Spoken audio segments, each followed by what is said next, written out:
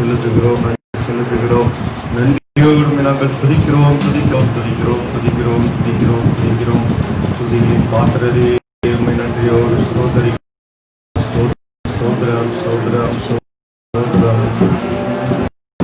ஹல்லேலூயா.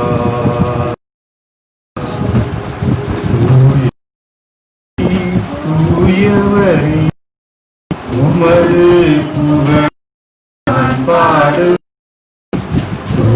ஆதி தூயவரே உமது புகழை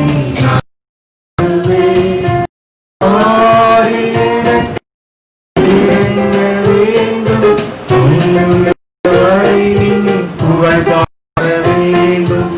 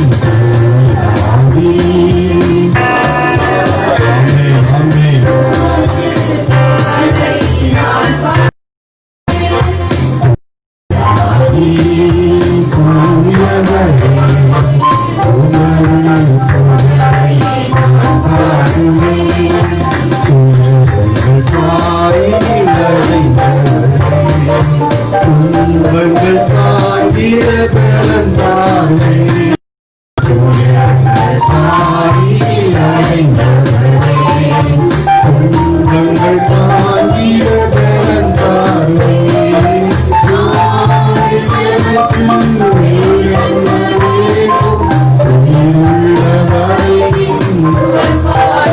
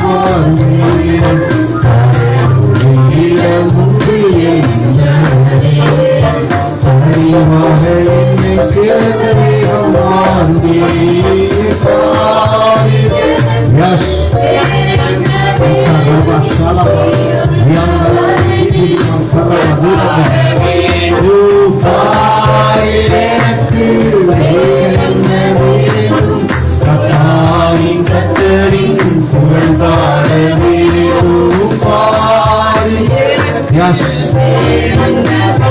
Yes.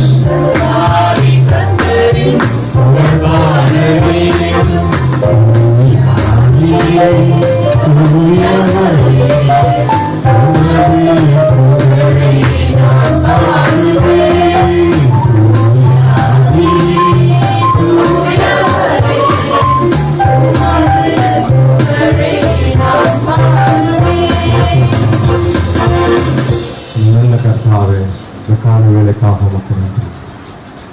ஆண்டவரே, நீர் என்றென்றைக்கும் நல்லவரும் நன்மை செய்கிறவருமாய். நீ பொய் சொல்ல மனிதன் அல்ல, மனமாற மாந்தனும் அல்ல. உம்முடைய வாக்கு இயேசுவுக்குள் ஆம் என்றும் ஆமேன் என்றும் இருக்கிறார். எங்களை கிறிஸ்துவுக்குள் நீதிமானாக்கினவரே, எங்களை கிறிஸ்துவுக்குள் தெரிந்து கொண்டவரே, முன்குறித்தவரே, கிறிஸ்துவுக்குள் பைத்தியமாயிருந்த எங்களை ஞானிகளாய் மாற்றினவரே, பலவீனமாயிருந்த எங்களை தெரிந்து கொண்டவரே, பலவான்களாய் தெரிந்து கொண்டவரே, இல்லாத எங்களை இருக்கிறவைகளைப் போல அழைத்தவரே, பெயர் சொல்லி அழைத்தவரே, தாயின் கருவில் தோன்றும் முன்பதாகவே எங்களை தெரிந்து கொண்டவரே, உமக்கு நன்றி சொல்லுகிறோம். உலக தோற்றத்துக்கு முன்னதாக முன்குறித்தவரே, அப்பாவை நாங்கள் உயர்த்துகிறோம். ஆண்டவரே, ஒரு தகுதியில்லாத எங்களுக்காக நீர் இன்றைக்கும் பரிந்து பேசிக் கொண்டிருப்பதற்காக நன்றி. உங்களுடைய ரத்தத்தினால் எங்களை தகுதிப்படுத்தினவரே, பரிசுத்தமாக்கினவரே, நீதிமான்களாக்கினவரே, ராஜாக்களும் ஆசாரியர்களுமாய் மேன்மையுள்ளவர்களுமாய் எங்களை மாற்றினவரே, உமக்கு நாங்கள் நன்றி செலுத்துகிறோம். இது எங்களால் உண்டானதல்ல, எங்களுடைய தகுதி எங்கள் தேவனால் உண்டானது என்று பவுல் சொன்னது போல ஆண்டவரே, இன்றைக்கு நாங்கள் இருக்கிறதான ஆண்டவரே இந்த தகுதி, இந்த ஆசீர்வாதம் ஆண்டவரே ஸ்தோத்திரம், இது எல்லாம் உம்மால் உண்டானதப்பா. உம்முடைய ஈவு ஆண்டவரே, உம்முடைய கிருபையப்பா, இதற்காக நன்றி செலுத்துகிறோம். ஆராதனையில் ஆண்டவரே உம்முடைய நாம மாத்திரம் மகிமைப்படட்டும். வந்திருக்கிற ஒவ்வொருவரையும் வர வேண்டியவர்களையும் கர்த்தர் தடைகளை மாற்றி கொண்டு வருகிறார். இங்கு மாத்திரமல்ல, உலகம் எங்கள் நடக்கிற எல்லா ஆராதனைகளுடைய நாம மகிமைப்படட்டும். இதோ இந்த ஆராதனையை ஆண்டவரே ஸ்தோத்திரம் லைவ் டெலிகாஸ்ட் மூலமாய் பார்க்கிறவர்களுக்கும் உம்முடைய வார்த்தைகள் ஆண்டவரே அவர்களுக்கு ஆசீர்வாதமாய் அனுப்பப்படட்டும். ஆண்டவரே, அபிஷேகிக்கப்பட்ட வார்த்தைகள் புறப்பட்டு செல்லட்டும். ஆண்டவரே, உம்முடைய வார்த்தைகள் வெறுமையாய் திரும்புவதில்லை அப்பா. விளைய செய்கிறதை விளைய செய்து விட்டே திரும்பும். ஆமாண்டவரே, அப்படிப்பட்ட அபிஷேகிக்கப்பட்ட வார்த்தைகள் என்று கடந்து வரட்டும். பாடல்கள் மூலமாய் ஆராதனை மூலமாய் நீ மகிமைப்படுவீராக. தொடர்ந்து ஆவியானவர்களை வழி நடத்தும் இயேசுவின் நாமத்தில் இதாகும். இருக்கிறவங்களை யாவரையும் இயேசு நாமத்தினால் வாழ்த்துகிறோம், ஆசீர்வதிக்கிறோம். இந்த பாடல்களை பாடி தேவனை மகிமைப்படுத்தும்.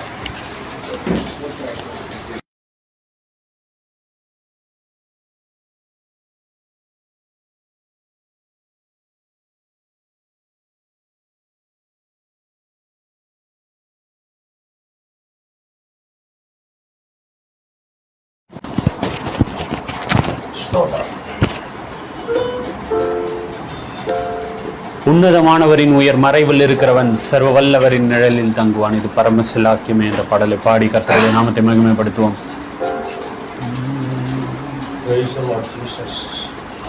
அவர் சேட்டையின் கீழடைக்காலம் புகவே தம் சிறகுகளால் மூடுவார். அவர் சேட்டையின் கீழ் அடைக்காலம் புகவே தம் சிறகுகளால் மூடுவார். அவர் உன்னதமானவரின் உயர் மறைவில் இருக்கிறவன் சர்வ வல்லவரின் நிழலில் தங்குவான். இது பரமசிலாக்கியமே. அவர் நல்லவரின் நிழலில் தங்குவான். இது பரமசிலாக்கியமே. அவர் சேட்டையின் கீழ் அடைக்காலம் புகவே தம் சிறகுகளால் மூடுவார். அவர் சேட்டையின் கீழ் அடைக்காலம் புகவே தம் சிறகுகளால் மூடுவார். அவர் சேட்டையின் கீழ் அடைக்காலம் புகவே தம் சிறகுகளால் மூடுவார். அவர் சேட்டையின் கீழ் அடைக்காலம் புகவே தம் சிறகுகளால் மூடுவார். தேவனின் அடைக்கலமே என் கோட்டையும் மரணும் அவர். அவர் சத்தியம் பரிசையும் கேடகமா என் நம்பிக்கையும் அவரே. அவர்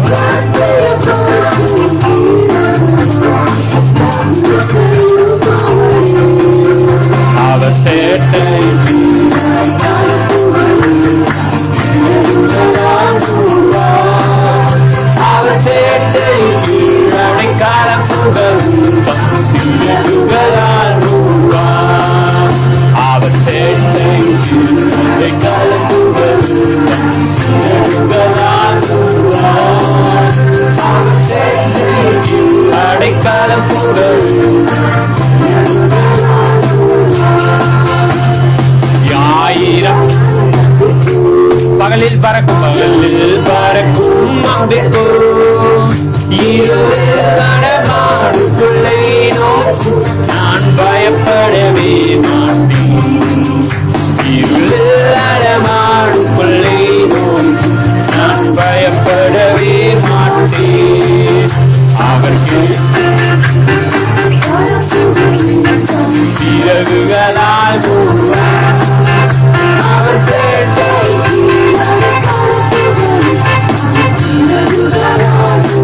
ஒரு முறையப்படுமா? அவர் சேட்டை கீழடை காலம் புகவே சிறகுகளால் அவர் சேட்டை அடைக்காலம் புகவே தம் சிறகுகளால் ஆயிரம் 10,000 பெண்களும் பக்கம் விழுந்தான்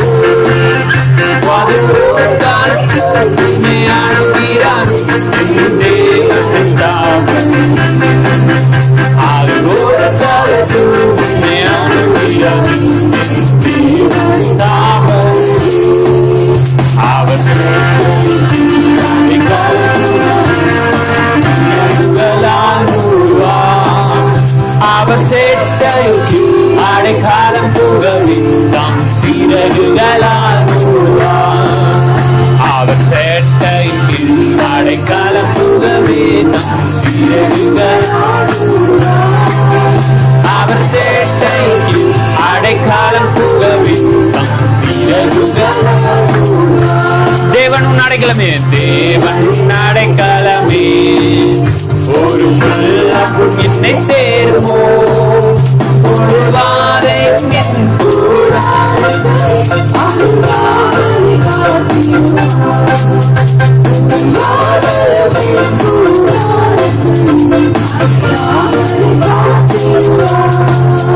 அவர் சேட்டை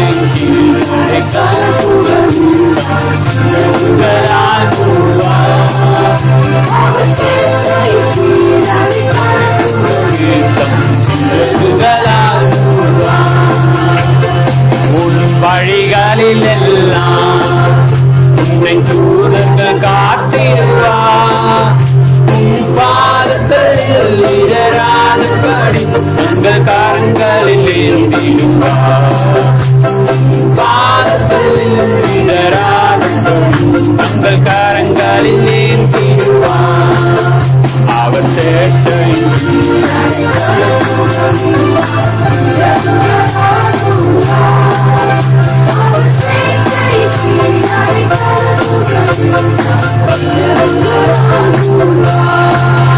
அவர் சேட்டையின் கீழடை காலம் புகவே சிறகுகளால்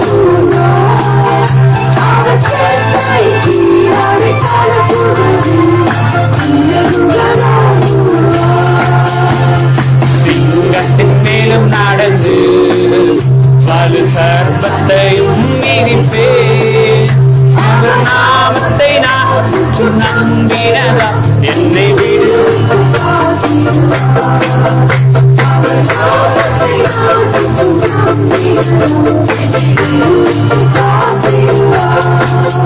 அவர் சேட்டை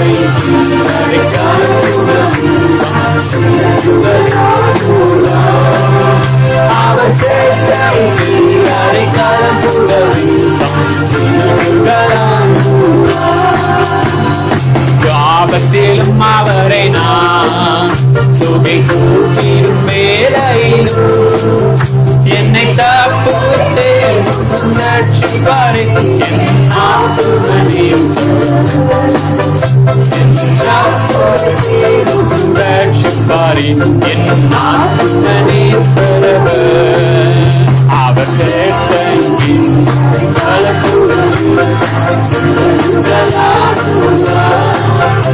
அவர் சேட்டை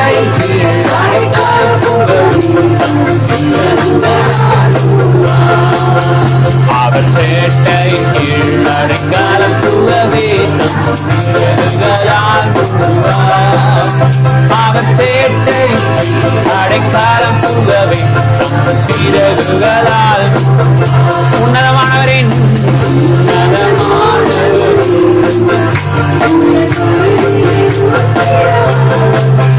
சர்வவல்லவரின் நிழலில் தங்குவான் பரமசிலாகி சர்வவல்லவரின் நிழலில் தங்குவான் இது பரமசிலாக்கியமே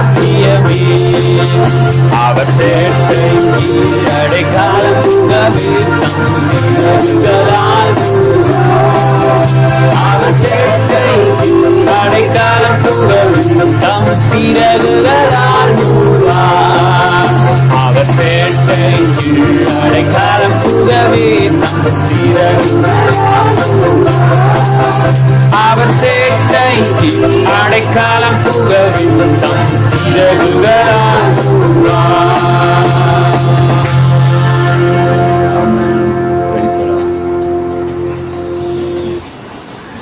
யூதாவின் ராஜசிங்கம் நீரே, அல்பாவும் ஒமேகாவும் நீரே, வல்லமை பலன் ஞானம் மகிமை துதி பெற்றுக்கொள்ள பாத்திர நீரே என்று பாடல்.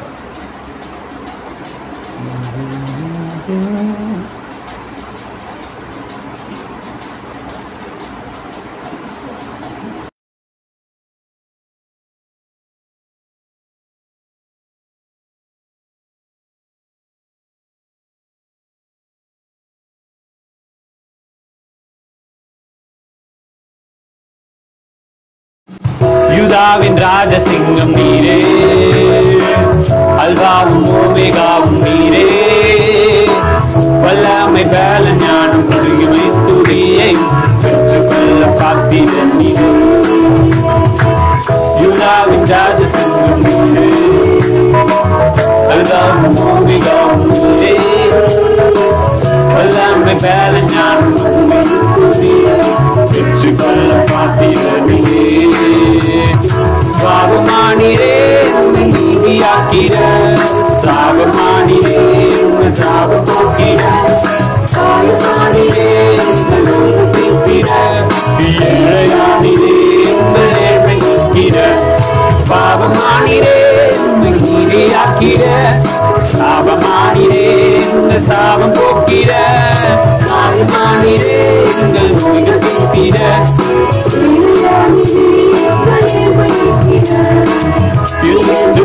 நல்ல மீட்பு என்னாலும் காட்சி அடையேனே, அமர்ந்த தண்ணி பசும் புல்வெளியில் என்னை விட்டு நித்தம் காக்கும் நல்ல தேவனே, நிறைந்து நின்ற நல்ல மீட்பு என்னாலும் காட்சி அடையேனே, அமர்ந்த தண்ணி பசும் புல்வெளியில் என்னை விட்டு நித்தம் காக்கும் நல்ல தேவனே. தோண்டி ஆயத்தம் செய்தி என் தலையை எண்ணெயால் அபிஷேகம் செய்தி, ஜீவனாலெல்லாம் கிருபை தொடருமே, நான் கட்ட வீட்டிலே நீடித்து வாழுவேன். ஆயத்தம் செய்தி எண்ணெயால் அபிஷேகம் செய்தி,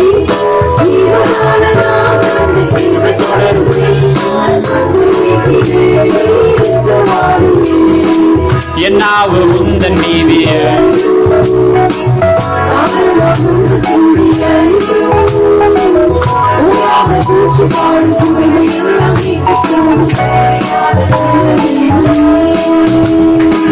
என்னாவு உந்தன் நீதிய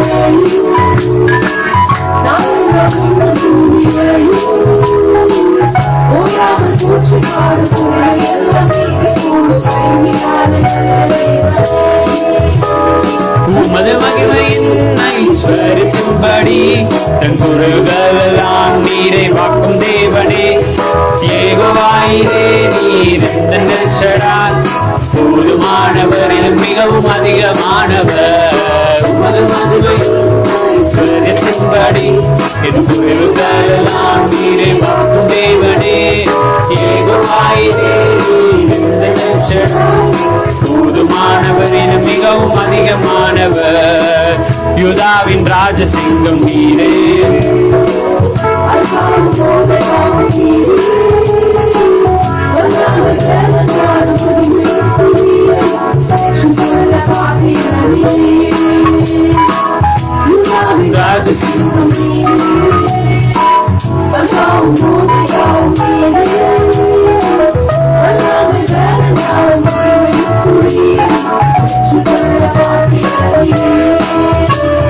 சாபமானிலே உம்மை நீதியாக்கிட சாபமானிலே உம்மை சாபம் போக்கிட காயமானிலே உங்கள் நோய்கள் தீர்த்திட ஏழையானிலே உங்கள் நேர்மை தூக்கிட பாவமானிலே உம்மை நீதியாக்கிட சாபமானிலே உங்கள் சாபம் போக்கிட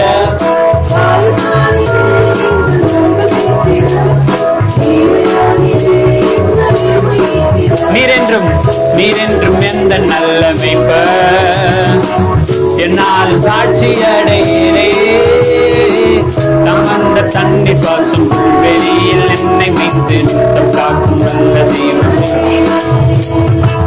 நீரென்றும் எந்த நல்ல மேய்ப்பர்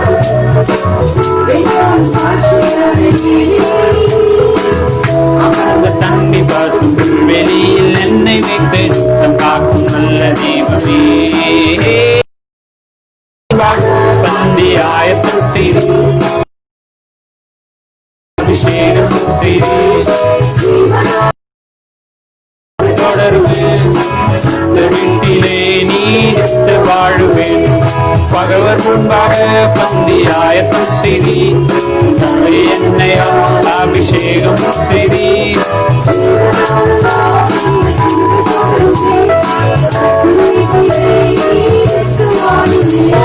பகவன் முன்பாக பந்தி ஆயத்தம் செய்தி தலையை என்னையால் அபிஷேகம் செய்தி என் கர்த்தர் வீட்டிலே நீடித்து வாழு பாவமானிரே பாவமானிரே என் சாபமானிரே உங்கள் சாபம் போக்கிட காயமானிரே நோய்கள் தீர்த்திட ஏழையானிரே உங்கள் நேர்மை நீக்கிட பாவமானிரே உண்மை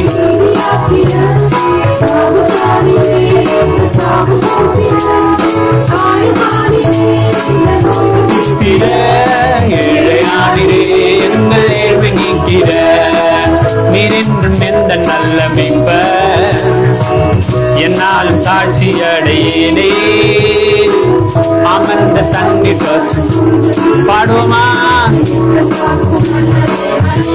ஓ நீரென்றும் எந்த நல்ல நீரே என்னாலும் சாட்சி அடையேனே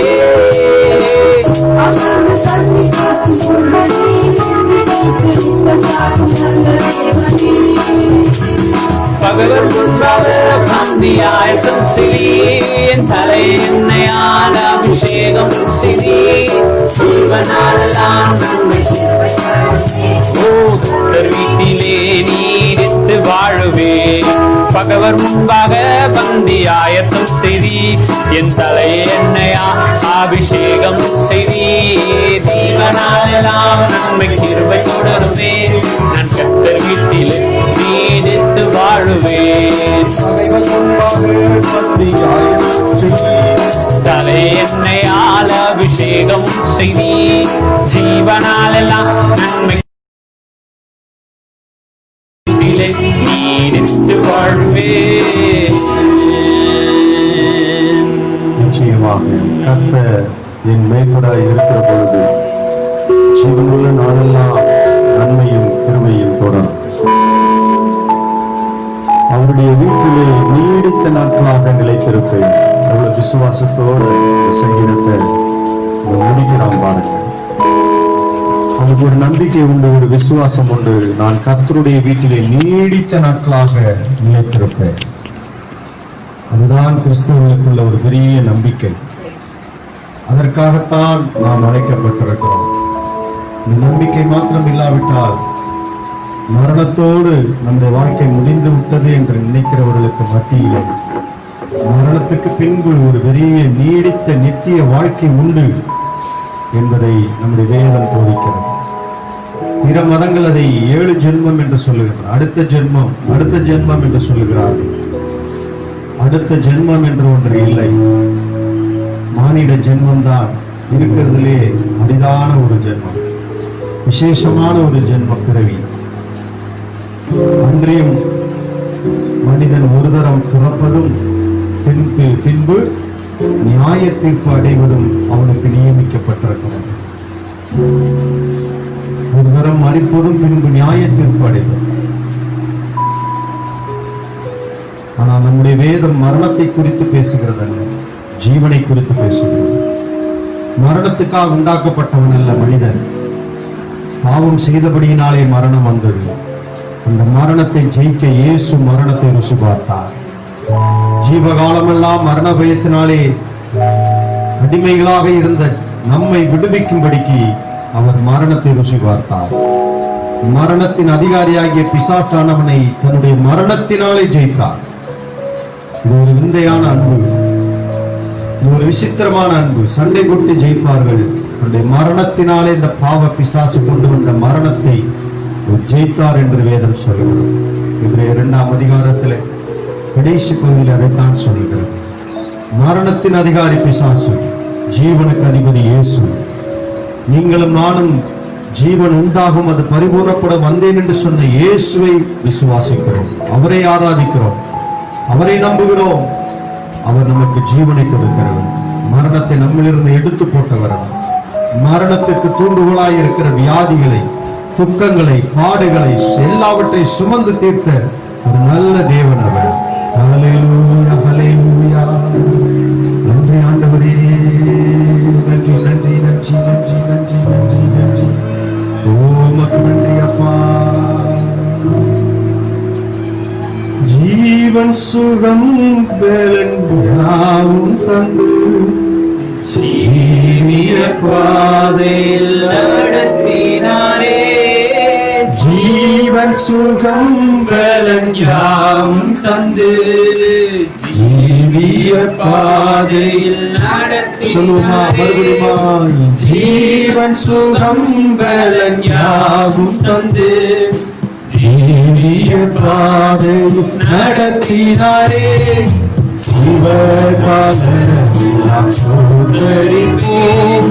ஜீவனின் அதிபதியை, அல்லேலூயா, ஜீவனின் அதிபதியை. ஜீவன் சுகம் பலன் யாவும் தந்து ஜீவிய பாதையில் நடத்தினாரே. ஜீவன் சுகம் பலன் யாவும் தந்து ஜீவிய பாதையில் நடத்தினாரே.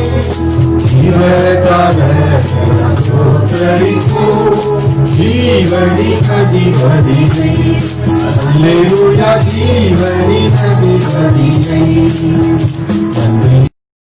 உன்னுடைய மதுரம் நாதன் செய்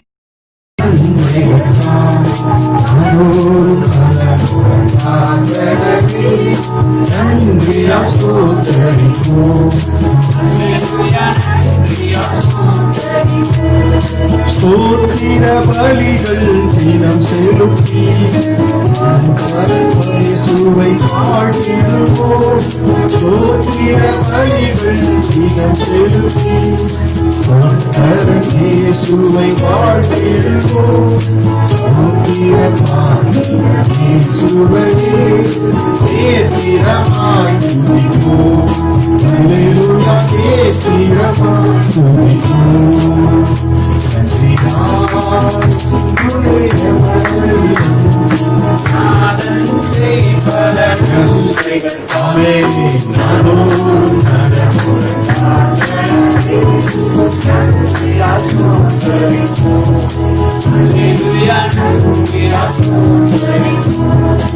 அற்புதக்காரன் கொண்டு நடத்தினாரே. அதிசயங்கள் பல புரிந்தனரே. அற்புதக்காரன் கொண்டு நடத்தினாரே. அதிசயங்கள் பல புரிந்தனரே. ஆயிரம் நாட்கள் நான் போதும் ஆண்டவரை துதிப்போம். Hallelujah.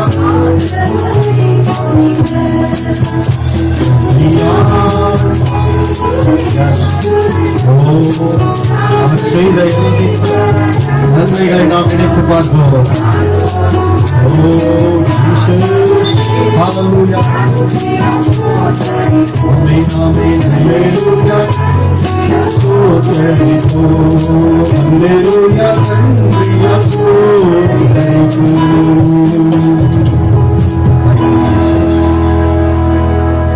உங்களுக்கு ஜீவன் சுகம்பலன் எல்லாவற்றையும் கொடுத்த தேவன் இந்த நாளிலும் ஆராதிக்கும்படி துதிக்கும்படி நீ பாராட்டின பெரிதான கிருபைகளுக்காக நன்றி.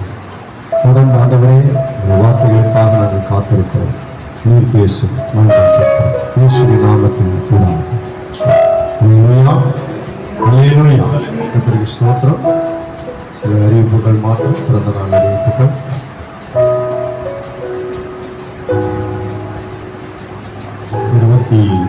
தேதி பவிஸ்கா, 25ஆம் தேதி கேடன்ஸ், 27ஆம் தேதி டாக்டர் பெஞ்சமின். கர்த்தரை ஆசீர்வதிக்கும்படி எல்லாரும் கர்த்தரை ஸ்தோத்திரம் பண்ணுவோம்.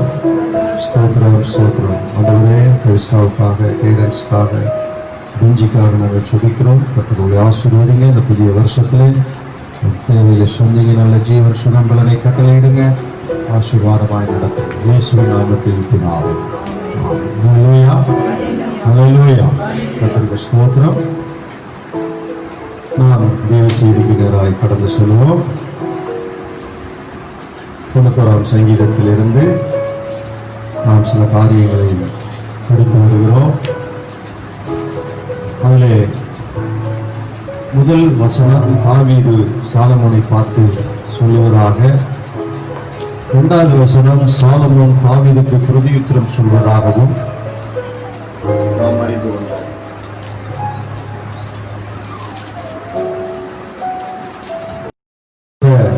முதல் வசனத்தின் அடிப்படையிலே கடந்த வாரத்தில் உங்களோடு கூட நான் பேசினேன்.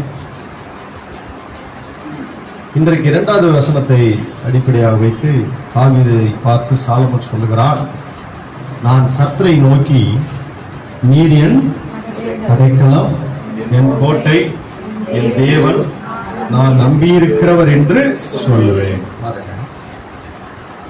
தாவீது பயத்தோடு கூட கடைசி நாட்களில் இந்த சிறு பையனிடத்திலே அரசாங்கத்தை கொடுத்து சொல்கிறோமே, இவன் எப்படி நடத்தப் போகிறான் என்ற ஒரு விசனத்தோடு கூட இருக்கும் பொழுது தேவ சமூகத்திலே அவன் சாலமோனை கொண்டு வந்து நிறுத்தி, தேவனை நீ உனக்கு நிழலாகவும் சர்வ வல்லவருடைய நிழலாகவும் உன்னதமானவருடைய மறைவையும் நீ வைத்துக் கொண்டால் உன்னுடைய வாழ்க்கையிலே ஒரு கஷ்டமும் வராது, உனக்கு அவரே துணையாயிருப்பார் என்று அவன் சொல்லும் பொழுது அதை உடனே அவன் என்ன பண்ணுகிறான், நீ சொல்லுகிற தேவன் எனக்கு அடைக்கலம், எனக்கு அவர் கோட்டை, எனக்கு அவர் தேவன், நான் நம்பி இருக்கிறவர் என்று பிரதிபலிக்கிறார். அப்போ இந்த இடத்துல பாருங்க, ஒன்று புரிந்து கொள்ள வேண்டும். பொதுவாக தேவன் என்று சொல்லும் பொழுது, கடவுள் என்று சொல்லும் பொழுது நம்ம எல்லாரும் பொதுவாக கடவுள் என்று சொல்லுகிறோம், கர்த்தர் என்று சொல்லுகிறோம், தேவன் என்று சொல்லுகிறோம், சில சமயங்களிலே சாமி என்றும் சொல்லுகிறார்கள். எது எப்படியா இருந்தாலும் சரி, இந்த தேவன் எப்படிப்பட்ட தேவனாய் உங்களுக்கு இருக்க வேண்டும் என்றால், என் தேவன், தனிப்பட்ட ஒரு அனுபவத்தோடு கூடிய ஒரு கடவுளை நாம் பெற்றுக்கொள்ள வேண்டும். எப்படி நம்ம சொல்றோம் பாருங்க, இது ஏன் வீடு, ஏன் பைக்கு, ஏன் போனு, என்னுடையது என்னுடையது என்று எத்தனையோ காரியங்களை நாம் சொல்லுகிறோம். ஆனால் இந்த சாலமோன் பாருங்க, அவன் என்ன சொல்றான், நீர் சொல்லுகிற உன்னதமானவரும் நீர் சொல்லுகிற சர்வ வல்லவரும் தான் எனக்கு அடைக்கலாம். இப்படிப்பட்ட ஒரு நம்பிக்கையுள்ள வார்த்தைகளை நீங்கள் சொல்லுவீர்கள் என்றால், எப்பேற்பட்ட துயரமான சூழ்நிலையிலும் சரி, அவர் நமக்கு அடைக்கலமாக இருந்து எல்லா ஆபத்துகளிலும் நம்மளை விடுவிப்பார். எத்தனை பேர் ஆமென் சொல்றீங்க? 33ஆம் அதிகாரம், உபாகம புஸ்தகம் 33ஆம் அதிகாரம் 27வது வசனத்தை நீங்க வாசித்து பார்த்தீங்கன்னா, அனாதி தேவனே உனக்கு அடைக்கலமாய், அடைக்கலம், அனாதி தேவன். எப்படிப்பட்ட தேவன் நமக்கு அடைக்கலமாய் இருக்கிறாராம்? நான் இதை ஒரு காலத்துல அநாத தேவன் நினைச்சுக்கிட்டேன். அனாதைன்னா என்ன சொல்றது, ஆர்பனேஜ் அப்படின்னு சொல்றாங்க இல்லையா, அதாவது தாய் தகப்பன் இல்லாதவங்க, உற்றா உறவினர்கள் இல்லாதவங்க, ஸ்தோத்திரம். உறவு ரொம்ப முக்கியம். மலை ஏறணும்னாலும் மச்சான் துணை வேணும்னு சொல்றாங்க. எது துணை வேணுங்கிறாங்க? தூத்துக்குடி பக்கம்லாம் மச்சான் இருந்தா தான் கல்யாணம் பண்ணுவாங்க. ஏன்னா முத்துக்குளிக்க போகும்போது மேலே மச்சனை உட்கார வச்சுட்டு இவர் இடுப்புல கயிறை கட்டிட்டு உள்ள முத்து குளிப்பாராம். சப்போஸ் அவன் தூக்கலைன்னு வச்சுக்கோங்க, உள்ள போயிருக்கிறவருடைய மனைவி மேலே உள்ளவருக்கு யாரு என்ன வேணும்? தங்கச்சி. இவன் செத்து போனான்னா அவன் தான் வச்சு காப்பாற்றணும். அதனால அவன் எப்படியாவது கஷ்டப்பட்டு அவன் என்ன பண்ணிடுவானா? தூக்கிடுவான். அந்த அந்த குறிப்பிட்ட நேரத்துக்குள்ள கயிறை பிடிச்சி இழுக்கணும். இழுத்து மேலே வந்தா தான் மேலே உள்ளவனுக்கே மூச்சு வரும். அப்பா மச்சான் வந்துட்டாரப்பா, பிரச்சனை இல்லை. அப்ப இந்த உறவு எப்படிப்பட்ட உறவா இருக்கிறது? அனாதி தேவன். எப்படின்னா அவருக்கு அதனுடைய அர்த்தம் என்ன? அவருக்கு துவக்கமே கிடையாது. அவருக்கு என்ன கிடையாதுங்க? துவக்கமே கிடையாது. அதனால நான் கீழடிக்கு போயிருந்தேன். எங்கள் அம்மா அப்பாவுக்கு போகும்போது சரி போகிற வழியில் எட்டி பார்க்கலாமேன்னு போனேன். ஆனால் அங்கே அதில் பர்டிகுலராக மெட்ராஸ்லேருந்து வரவங்களுக்கு அளவுடு கிடையாதுட்டாங்க. அப்புறம் அப்படி இப்படின்னு ஏதோ பேசி பார்த்தோம். அதில் இருக்கிற சரித்திரங்கள் எல்லாம் சொல்கிறாங்க. ஒரு சில எலும்பு கூடு கிடச்சிருக்கு. இதை சொல்கிறத பார்த்தா அவங்க எத்தனையோ ஆயிரம் ஆண்டுகள் சொல்கிறாங்க. அப்படிப்பட்ட காலங்களை கணிப்பதற்கு அது ஒரு ஏதோ டிஎன்ஏ டெஸ்ட் எடுக்கிறாங்க. ஆனால் நம்முடைய தேவனுடைய காலத்தை யாரால என்ன பண்ண முடியாது? கணிக்கவே முடியாது. அதனாலதான் அவர் ஆதியும் அந்தமுமா இருக்கிறார். எபிரேய பதத்துல முதல் எழுத்து ஆலெப், கடைசி எழுத்து தவ்வுன்னு சொல்லுவாங்க. அதாவது அல்பா ஒமேகா. அவர் எப்படிப்பட்ட தேவன்? ஆரம்பமும் அவர் தான், முடிவும் அவர் தான். அதைத்தான் ஹீப்ரு லெட்டர்ல அது ஆரம்பமாகவும் முடிவாக வைத்திருப்பாருங்க. நீங்க ஹீப்ரு லெட்டரு என்னென்ன இருக்குன்னு படிக்கணும்னு சொன்னா சங்கீதத்துல பாத்தீங்கன்னா அதுலயே போட்டிருக்கானா இல்லைங்களா? நீங்க 119ஆம் சங்கீதம்லாம் பாத்தீங்கன்னா அதுல ஒவ்வொரு வார்த்தை மேல போட்டிருப்பாங்க பாருங்க. போட்டிருக்காங்களா பாருங்க. 119ஆம் சங்கீதம் தான் நினைக்கிறேன். போட்டிருக்காங்க பாருங்க. முதல்ல என்ன போட்டிருக்காங்க? ஆலே 119ஆம் சங்கீதத்துக்கு வாங்க. பக்கம் 745 பழைய ஏற்பாட்டுல 745. அதுல பாருங்க முதல்ல என்ன போட்டிருக்காங்க? ஆலெப், ரெண்டாவது பெத், மூணாவது கிமல், நாலாவது தலத், 5 ஏயா ஈயா ஏ, 6 வாவ், 7 சாயின், 8 கேத், 9 தேத்து, யோட்டு கப்பு, டீ குடிக்கிற கப்பு இல்ல கப்பு, லாமேட், மேம், நூன்,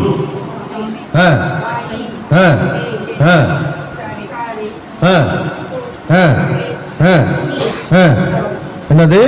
தவ். பார்த்தீங்களா? ஆலப்பில இருந்து தவ் வரைக்கும் அந்த எழுத்துல தான் இந்த சங்கீதத்தை பிரிச்சிருக்கிறாங்க பாருங்க. ஆவியானவர் எவ்வளவு கரெக்டா அவர் பிரிச்சிருக்கிறாருப்பா. அப்போ எதுக்கு இதை சொல்றேன்னா, நம்முடைய தேவன் நமக்கு அடைக்கலமா இருக்கிற தேவன் இப்போ புதுசா தோன்றினவர் அல்ல, இன்னைக்கு தோன்றின தேவன் அல்ல. கடந்த நாள்ல ஊருக்கு போயிருந்தபோது எங்க அக்கா பையனும் நானும் பைக்ல போயிருந்தப்ப அவன் பேசிக்கிட்டு வந்தான். ஆமா, நம்ம ஆளுங்கெல்லாம் இந்த பசு மாட்டெல்லாம் கும்பிட்டாங்க இல்லையா, காளை மாடு உழுகிற மாடெல்லாம் கும்பிட்டாதனால நீங்க பார்த்தாங்க மாமா, நீங்க மாட்டையெல்லாம் கும்பிட்றாங்கன்னு சொல்லிவிட்டு ஒரு யாடையை கொண்டாந்து தெய்வமாக்கி பிள்ளையார்னு வச்சு பூத்தி விட்டாங்க அப்படின்னு சொல்லி அவன் ஏதோ படிச்சதை சொன்னான். அப்போ புதிதாக உண்டான தெய்வங்களை நாம் கும்பிடவில்லை. நம்முடைய தேவன் எப்படிப்பட்ட தேவன்? அனாதி தேவன். அவரை போல ஒரு தேவன் யாருமே கிடையாது. அந்த தேவன் நமக்கு எப்படி இருக்கிறாராம் சொல்லுங்க? அடைக்கலம். He is my refuge. Refuge. இதுல இருந்து தான் ரெஃப்ரிஜரேட்டர்னு வருது. என்னது ரெஃப்ரிஜ் அப்படின்னா என்னது? ரெஃப்ரிஜரேட்டர் எதுக்கு யூஸ் பண்றீங்க சொல்லுங்க? தோத்திரம். ஆமா, இன்னைக்கு வச்ச குழம்ப அடுத்த வாரம் வரைக்கும் வச்சு பாதுகாத்து தோத்திரம் பாதுகாத்து அதை அப்ப பாருங்க, அந்த ரெஃப்ரிஜரேட்டரே பாதுகாக்குதுன்னா கர்த்தர் நமக்கு ரெஃப்யூஜா இருந்தார்னா எவ்வளவு பெரிய பாதுகாப்பு. குழம்பையே ஊசி போகாம அது பாதுகாக்குது. உங்களுடைய என்னுடைய எல்லா வாழ்க்கையிலும் எல்லா இக்கட்டான நேரங்களிலேயும் அவர் பாருங்க. வாசிங்களேன், எரேமியா 16:19 நீங்க படிச்சீங்கன்னு சொன்னா, எரேமியா 16ஆம் அதிகாரம் 19ஆம் வசனம். என் பெலனும் என் கோட்டையும் நெருக்கப்படுகிற நாளில் என் அடைக்கலம். அப்ப அடைக்கலம் எப்ப தேவை நமக்கு? எப்போ ஒரு பாதுகாப்பு தேவை? எப்போ ஒரு ஆறுதல் தேவை, எப்போ ஒரு உதவி தேவை, நெருக்கப்படுகிற நாளில் நீர் என் அடைக்கலம். நெருக்கப்படுகிற நாட்கள் எல்லாருக்குமே உண்டு. இந்த உலகத்துல எல்லாமே துயரப்படுகிற நாட்கள் இருக்கிறது, துன்பங்கள் உண்டு. கர்த்தர் துன்பத்தை தர மாட்டார். துன்பத்தை எல்லாம் அவர் எடுத்துக்கொண்டு நமக்கு நல்வாழ்க்கை கொடுக்கிற தேவன் அவர். உலகம் துன்பத்துல இருக்குது, உலகத்துக்குள்ள துன்பம் இருக்குது, உபத்திரவம் இருக்குது, கஷ்டம் இருக்குது, வேதனை இருக்குது. அது மத்தியில வெற்றியாய் வாழ்வதற்கு தான் தேவன் வந்தார். அதுக்கு தான் வேதம் கொடுக்கப்பட்டிருக்கிறது. இந்த பொல்லாத உலகத்துல, இந்த நெருக்கப்படுகிற உலகத்துல, இக்கட்டான உலகத்துல உங்களுக்கு அடைக்கலமாய் கர்த்தர் இருக்கிறார். ஏசாயா 25:4 படிச்சீங்கன்னா இன்னும் தெளிவா இருக்கும் பாரு. அவர் என்ன பண்றாராம்? பெரு வெள்ளத்துக்கு தப்பும் அடைக்கலமாய் இருக்கிறார். அப்ப எங்க ஊர் பக்கம் அப்படி கம்மா பக்கம் போனேன். கம்மா என்ன உங்களுக்கு தெரியுமா? என்ன சொல்றது? இங்க ஏரி.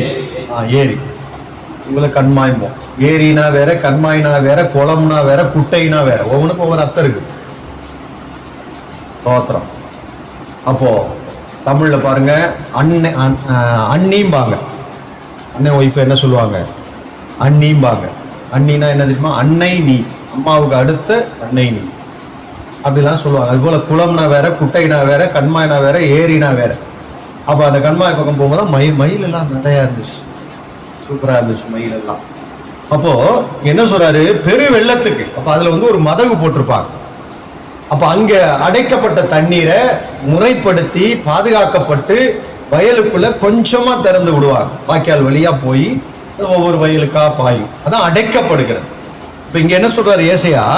வாசிங்க 25ஆம் அதிகாரம் 4வது வசனம். கொடூரமானவர்களின் சீரல் அதிலை மோதி அடிக்கிற பெருவெள்ளத்தை போல். அலை பார்த்துருக்கீங்களா? மெரினா பீச்சுக்கு பேப்பரை பார்த்தா மெரினா பீச்சுக்கு யாரும் வர வேண்டாம், பீச்சுக்கு கொரோனா வந்துடும் போல பார்க்கணும். அலை அடிக்குது. நீங்க அந்த பக்கம் போனீங்கன்னா இந்த கோல்டன் பீச் பக்கம்லாம் அவன் சொல்லியிருப்பான், இது ஆழமான பகுதி, யாரும் இறங்காதீங்கன்னு போட்டோம். அலை அன்னைய அளவுக்கு உயரம். அப்ப அந்த அலை அடிக்கும் போது மதில் என்ன பண்ணும்? ரிஃப்ளெக்ட் ஆகும். பெரு வெள்ளத்துக்கு சீறி மதிலை போல இருக்கையில் இது ஏழைக்கு பலனும், நெருக்கப்படுகிற எளியவனுக்கு திடனும், பெரு வெள்ளத்துக்கு தப்பும் அடைக்கலமா இருக்கிறார். வெயிலுக்கு ஒதுங்கும். பாருங்க கடவுள் எப்படியெல்லாம் நமக்கு இருக்கிறார். வெயிலுக்கு ஒதுங்குற நிழல். ஸ்தோத்திரம். பாருங்க, காலையில வாக்கிங் போனேன் மயில் போ. அன்னைக்கு இப்ப கொஞ்சம் லேட் ஆகி போச்சு. மயில தேடி தேடி கீடி போனதுல வெயில் வந்துருச்சு. 8 மணி ஆயிடுச்சு. நடக்க முடியல வெயில். வயக்காட்டுல வந்து அவ்வளவா மரம் இருக்காது. அப்ப தென்னந்தோப்புக்குள்ள தான் போய் ஒளியும். கொஞ்சம் நேரம் நின்றுட்டு அப்படியே. அப்ப வெயிலுக்கு ஒதுங்குற நிழல் மாத்திரம் இல்லை, அவர் பெரு வெள்ளத்துக்கு தப்பும் அடைக்கலம். சொல்ற பிசாசு எப்படி வருவானா? எப்படி வருவான்? வெள்ளம் போல சத்துரு வரும் பொழுது ஆவியானவர் என்ன பண்ணுவாராம்? அவனுக்கு விரோதமாக கொடியேற்றுவான். அப்படின்னா என்ன? கொடி எப்ப ஏற்றுவான்? ஆகஸ்ட் 15ஆம் தேதி ஏற்றி முட்டாய் கொடுப்பாங்க. இந்த தடவை அதுவும் போச்சு ஸ்கூல்ல. இல்லை ஒரு சாக்லேட்டு போச்சு இல்லடா. ஸ்கூல்ல கொடுப்பாங்களா இல்லையா? ஆமா.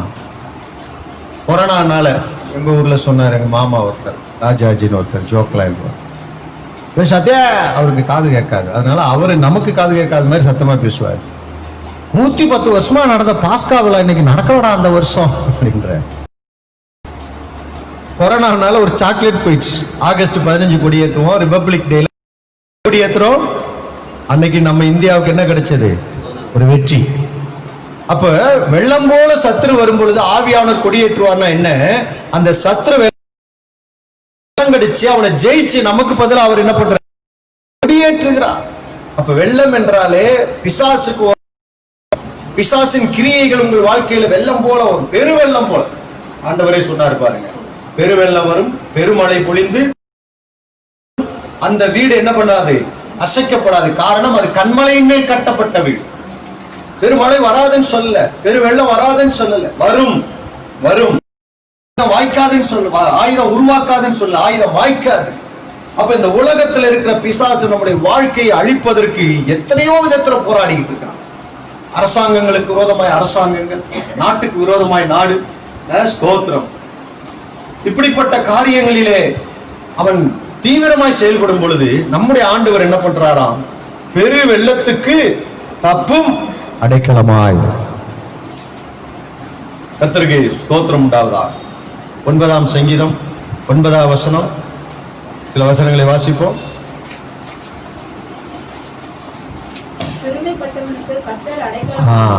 சிறுமைப்பட்டவர்கள் சமுதாயத்துல, குடும்பத்துல சில பேரை பார்த்தீங்கன்னா, இந்த குடும்பத்துல நிறைய பேர் இருப்பாங்க. எனக்கு எங்க குடும்பத்துல எங்க அம்மா வச்ச பேர் கலிசடை. கடைசின்னு கலிசடையா போய் பிறந்து இப்படி போய் அல்லேலியா குரூப்ல போய் மாட்டிக்கிட்டியாடான்னு ஒரு தடவை சொன்னாங்க. கலிசடம்மா. குடும்பத்திலே சிறுமைப்படுத்தப்பட்டிருப்போம். சமுதாயத்துல வேலை செய்யற இடங்கள்ல என்ன அவமானப்படுத்துகிற நிலைமை. வசனம் சொல்லுகிறது, வெட்கத்துக்கு பதிலாக ரெண்டத்தனையா.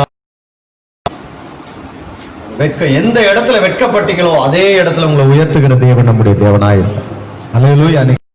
வெட்கப்படுத்துறவங்களை பத்தி நீங்க கவலைப்படாதீங்க, அவங்களோட போய் சண்டை போடாதீங்க. கணவனே உங்களை வெட்கப்படுத்தலாம், அசிங்கப்படுத்தலாம். உங்க மனைவியே உங்களை அசிங்கப்படுத்தலாம், உங்க பிள்ளைங்களே உங்களை அசிங்கப்படுத்தலாம். இல்ல வேலை செய்யற இடத்துல மேனேஜர் அவமானப்படுத்தினா கூட தாங்கிக்கலாம். நம்மளை விட கீழே செய்யறவங்க கூட நம்மளை கிண்டல் பண்ணலாம். கவலையே படாதீங்க. எந்த இடத்துல வெட்கப்படுத்துறீங்களோ அந்த இடத்துல கர்த்தர் உங்களுக்கு ரெண்டத்தனையான பலனை கொடுத்து உங்களை உயர்த்த வல்லமை. காரணம், அவர் சிறுமைப்பட்டவனுக்கு என்னவா இருக்கிறார்? அடைக்கலமாய் இருக்கிறார். 14ஆம் சங்கீதம் 6வது வசனம்.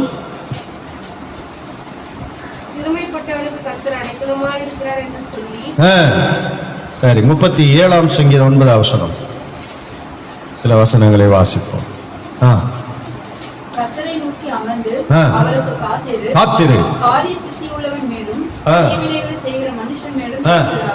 நமக்கு ரெண்டு விதத்துல எரிச்சல் வரும். நம்மளை விட புத்திசாலியா இருக்கிறவங்க மேலையும் பொறாம வரும். நம்மளை விட அடுத்து என்ன படிச்சீங்க? காரிய சித்தி உள்ளவன் மேலும் தீவினை செய்கிறவன். நமக்கு தீங்கு செய்கிறவன் மேலே நமக்கு கோபம் வரும். ஒரு சயின்டிபிக் சொல்றாங்க, கோபம் வந்தா மிருகங்கள்லாம் உடனே அதை என்ன பண்ணிருமா? வெளிப்படுத்திருங்களாம். ஒரு சிங்கம் போய்கிட்டு இருக்கு, இது உடனே கோபம் வந்துச்சுன்னா அது உடனே என்ன பண்ணுமா? கச்சிக்குது இல்லைங்களா? காக்கா கூட என்ன பண்ணுது? கத்துது. பாம்பு கூட சீருது. ஆனா மனிதர்கள் என்ன பண்றோமா? கோபத்தை அடக்கும் போது முதல்ல எங்க தெரியுமா அது ரிஃப்ளெக்ட் ஆகுதான்? கோபம் வந்த பொழுது நீங்க எப்படி ஃபர்ஸ்ட் ஆக்ஷன், உங்களுடைய ஆக்ஷன் எது சொல்லுங்க தெரியும். சொன்னா ஓ இதானா அப்படின்னு. ஃபர்ஸ்ட் கோபம் வருது. உங்க அப்பா கோபப்பட்டிருக்கிறாரா? பட்டிருக்காரா? ஆவண்டா. உங்க அம்மா கோபப்பட்டாங்கன்னு சொன்னா கூட நம்பலா? கோபப்பட்டிருக்காரா? கோபப்பட்ட போது என்ன செய்வாரு? அல்ல என்ன பண்ணுவாரு? முதல்ல இதுதான் கடிப்போம். இப்ப என்ன பண்றோமா மனிதர்கள்? கோபம் வந்தவன ஃபர்ஸ்ட் 32 பல்லுலையும் அப்படியே அந்த கோபத்தை பண்றோம். அது உடனே என்ன பண்ணுதான்? தாடையை போய் தாக்குதான். தாடையை தாக்குனவுடனே என்னவாயிடுதான்? அப்படியே ஒரு மாதிரி கொடூரமாயிடுதான். கொடூரமான உடனே இந்த கோபம் அடுத்து எங்க ரிலீஸ் ஆகுமா? கையில ரிலீஸ் ஆகும். இந்த பல்லுல இருந்து முகத்துக்கு வந்து அது எப்படியாவது வெளியே ஆகணும். அந்த சக்தி வெளியே ஆகணும். அப்போ ஃபர்ஸ்ட் என்ன பண்ணுமா? கைக்கு வெளியாகுமா? கை வழியாகவும் நீங்க கண்ட்ரோல் பண்ணிட்டீங்கன்னா அடுத்து எது வழியா வெளியாகுமா? கால் வழியா வெளியாகுமா? அதனாலதான் கோபம் வந்தோடு என்ன பண்றாங்க? கைகிட்ட அடிக்கிறாங்க, காலுகிட்ட உதைக்கிறாங்க. அப்போ அந்த சினத்தை அப்படி அடக்கிறதுனால நமக்கு வர்ற பிரச்சனை தான். ஒரு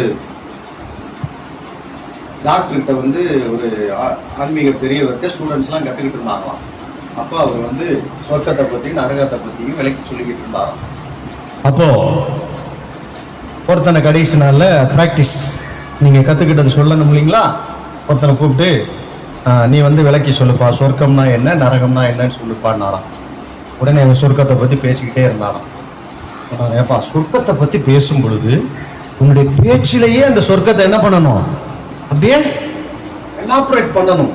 முகம் சிரிப்பா அப்படி பேச்சில் அந்த சொர்க்கத்துடைய இனிமை வரணும், அப்படி வரணும், இப்படி வரணும் அப்படின்னு சொன்னாராம். சரிங்க சார், சொர்க்கத்தை அப்படி நான் பேசுறேன், நரகத்தை பத்தி விளக்கணும்னா நீ சாதாரணமா பேசினாலே போதும் அப்படின்னா. அப்படின்னா நம்ம சாதாரணமா பேசினாலே எதை ரிஃப்ளெக்ட் பண்றோம்? நம்முடைய முகங்கள் எதை ரிஃப்ளெக்ட் பண்ணுது? சொல்ல மாட்டேங்கிறீங்களா? கோபமா இருக்கு. மனிதன் உண்டாக்கப்பட்டதுடைய நோக்கமே எதுக்கு தெரியுமா? ஆண்டவர் மனுஷனை உண்டாக்கி பரலோகத்துல வைக்கல. எங்க வச்சாரு மனுஷனை? எங்க வச்சாரு சொல்லு ஜோனா? ஏதேன் தோட்டத்துல வச்சாரு. எங்க வச்சார் மனுஷனை? எங்க வச்சாரு? ஏதேன் தோட்டம் என்றால் என்ன?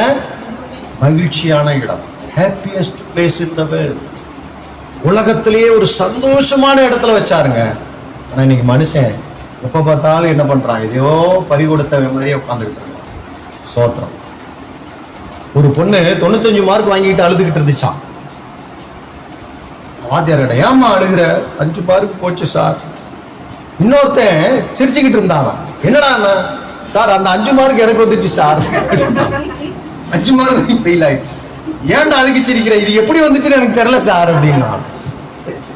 அப்போ மனிதன் உண்டாக்கப்பட்ட நோக்கமே சிரிப்பதற்கு, சந்தோஷமா வாழ்றது. ஆனா நீங்க நம்ம யோசித்து பாருங்க, ஏதாவது ஒண்ணு இப்படி சொன்னா தான் சிரிக்கணும், இல்லைன்னா அப்படியே பிடிச்சி வச்ச பிள்ளையார் மாதிரி உம்மனாங்கட்டி மாதிரி உட்காந்துக்கிட்டே இருக்கும். பார்க்கலாம்.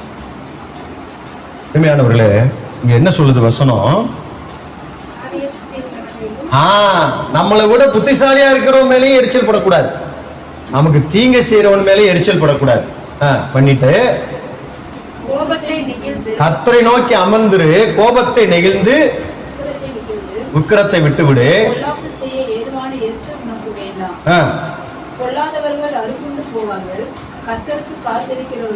அப்படி அதான் இருக்குது. இக்கட்டில் அவரே உனக்கு அடைக்கலம்னு ஒரு சொன்ன இல்லையா? 37:9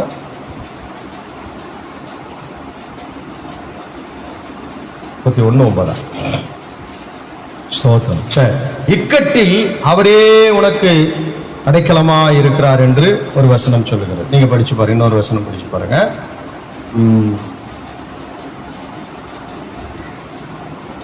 142 சங்கீதம் 5ஆம் வசனம் படிங்க. 142:5. 39:9ங்களா?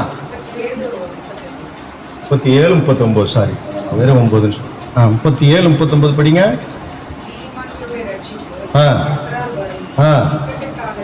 இக்கட்டு காலத்தில் அவரே உனக்கு, இக்கட்டு காலம் இருக்கிற காலம் இக்கட்டு காலம். ஸ்தோத்திரம்.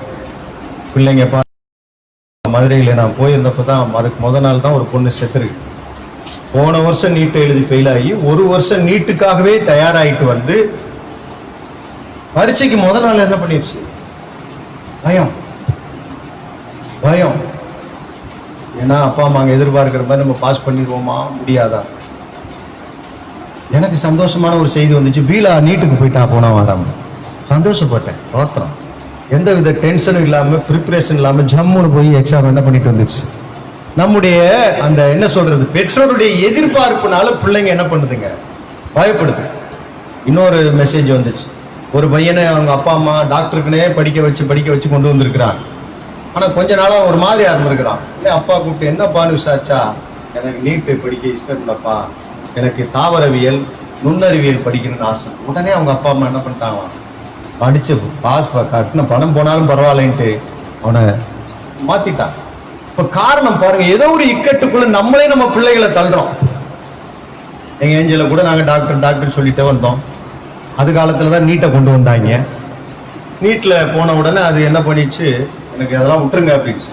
அது என்ன சப்ஜெக்ட்ல சேர்ந்துருக்குன்னே எனக்கு ரொம்ப நாள் வரைக்கும் தெரியாது. இப்போ கூட கேட்டால் கூட பிஎஸ்சி சுவாலஜியா பயோடெக்னாலஜியான்னு கேட்டால் கூட சொல்ல தெரியாது. நான் விட்டுட்டேன். சரி, நீ என்னத்தை படிக்கிற படிச்சுக்கோமா, தோத்திரம். அப்போ சில நேரங்களில் நம்ம நினைக்கிறோம், நான் என்ன நினைச்சேன், சரி ஒரு டாக்டர் ஆகிட்டா நம்ம நாளைக்கு பின்னாடி நம்ம ஒரு ஆஸ்பத்திரி கட்டினா நம்ம பிள்ளைகளுக்கெல்லாம் கொஞ்சம் நல்லபடியாக பண்ணலாம். எங்கள் பையன் 10வது எழுந்து சொல்லிட்டான், அக்கா மாதிரி என்னை படிலாம் சொல்லிட்டு இருக்கக்கூடாது. அவன் மட்டும் ஃபர்ஸ்ட் ரேங்க் எடுத்து என்னத்தை கிழிச்சிட்டான். ஆமா, பாஸ் பண்ணுவேன், அதோட விட்டுருங்கன்ட்டான். எப்பா நீ என்னத்தையும் பண்ணு. கர்த்தருக்கு ஸ்தோத்திரம்.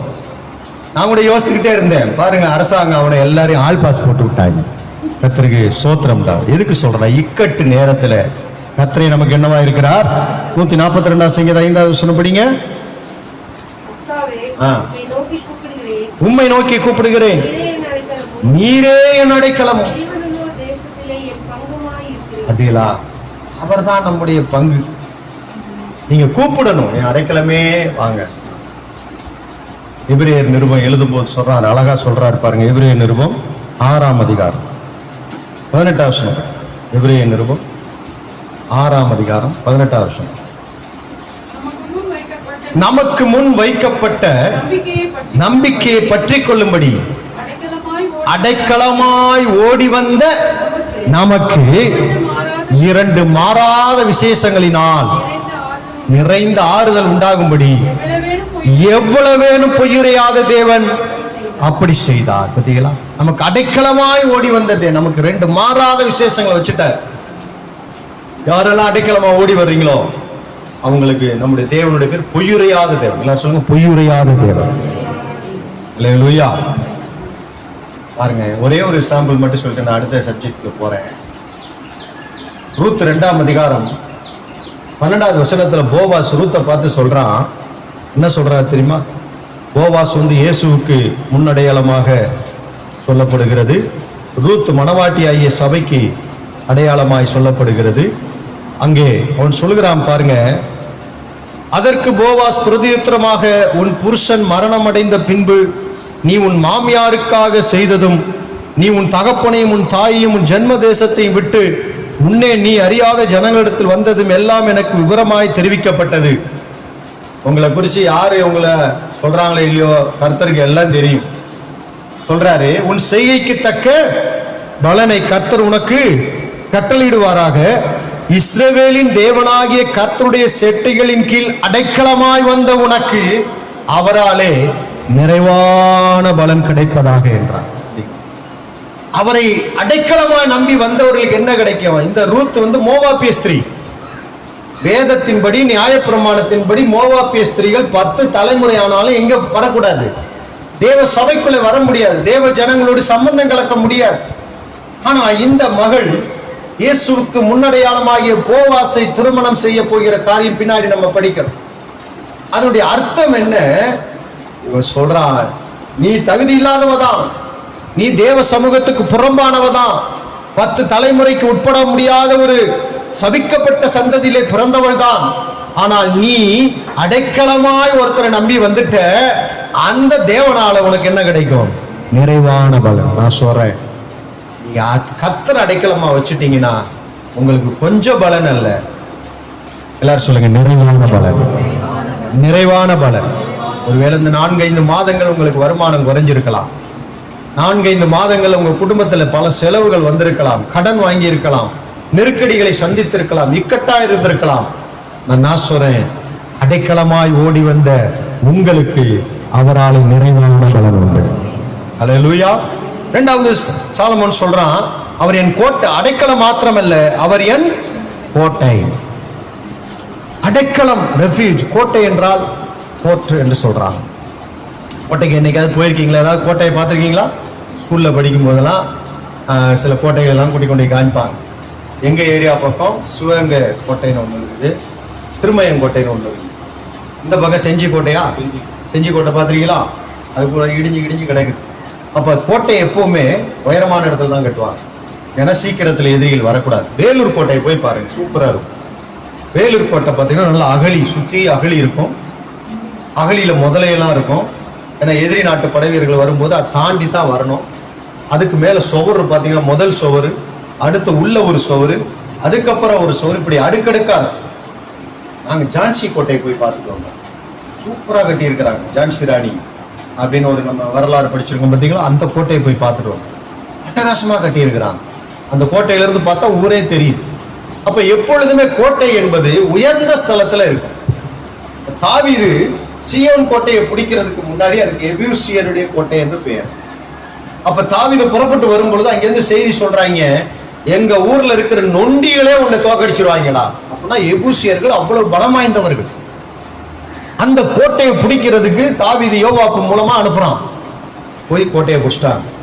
அந்த கோட்டையில தான் தாவீது எருசலேமை கட்டுகிறான்.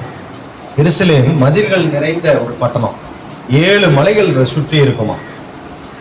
நம்ம ஏழுமலையான் கோயில் இல்லை, இது 7 மலைகள். அது நடுவுல சீயோன் மலை தான் உயரமா இருக்கும். அதுல தான் தேவாலயத்தை கட்டினான், அதுல தான் ராஜாவுக்கு ஒரு அரண்மனையை கட்டினான். அதனால அந்த நகரத்துக்கு பேர் தாவீதின் கோட்டை என்று அழைக்கப்பட்டது. அப்ப ஒரு கோட்டை என்பது நீங்களும் நானும் நினைத்து பார்க்க முடியாத ஒரு சேஃப்டியஸ்ட் பிளேஸ் எதுன்ற கோட்டை. அப்ப சாலமோன் சொல்றான், அப்பா நீ உன்னதமானவருடைய மறைவையும் சர்வவளுடைய நிழலையும் நீ இருக்கணும்னு சொல்ற, அவர் தான்ப்பா எனக்கு கோட்டை அப்படின்னா. அவர் எனக்கு அடைக்கலம் மாத்திரமல்ல, அவரே என் கோட்டை. 2 நாளாகமும் 32ஆம் அதிகாரம் 2வது வசனம் படிங்க.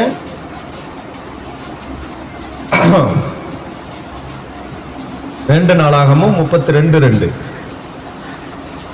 Second chronicle 32 verse 2. சனகெரிப் வந்து எருசலேமின் மேல் யுத்தம் பண்ண நோக்கம் கொண்டிருந்தவனை எசேக்கியா கண்டபோது நகரத்துக்கு புறம்பாய் இருக்கிற ஊற்றுகளை தூர்த்து போட தன் பிரபுக்களோடும் தன் பராக்கிரமசாலிகளோடும் ஆலோசனை பண்ணினான். அதற்கு அவர்கள் உதவியாய் இருந்தார்கள். அசிரியா ராஜாக்கள் வந்து அதிக தண்ணீரை கண்டுபிடிப்பானேன் என்று சொல்லி அநேக ஜனங்களை கூடி எல்லா ஊற்றுகளையும் நாட்டின் நடுவில் பாயும் ஓடையையும் தூர்த்து போட்டார்கள். வாசிங்க வாசிங்க. அவன் திடம் கொண்டு இடிந்து போன மதில்களை எல்லாம் கட்டி அவைகளையும் மற்ற மதிலையும் மற்றும் உயர்த்தி தாவீதின் நகரத்தின் கோட்டை என்ன பண்ணினான்? பலப்படுத்தி. பதிலா அப்ப எதுக்கு பலப்படுத்துறான்? எதிரி சனகரிப்பு வந்து முற்றுகை போட்டார். படிச்சு பாத்தீங்கன்னா வருஷ கணக்கா அவன் முற்றுகை போட்டு அந்த எருசலேம் கோட்டை என்ன பண்ண முடியல, அவனால கைப்பற்ற முடியலங்க. அவ்வளவு ஸ்ட்ராங்கா கட்டியிருந்தாரு தாவீது. எசேக்கியா ராஜா அதை வந்து ஒன்லி என்ன பண்ணாரு? மெயின்டெனன்ஸ் பண்ணார், பலப்படுத்தினார், ஏற்கனவே இருக்கிறத பலப்படுத்துறார்.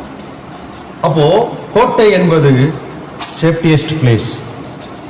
நான் சொல்றேன், உங்களுக்கு எதெல்லாம் மைனஸ்னு நீங்க நினைக்கிறீங்களோ அந்த நேரத்தில் நீங்க கர்த்தர் தான் என் கோட்டைன்னு சொன்னீங்கன்னா அந்த மைனஸே கர்த்தர் உங்களுக்கு பிளஸ்ஸா மாத்திருவார்.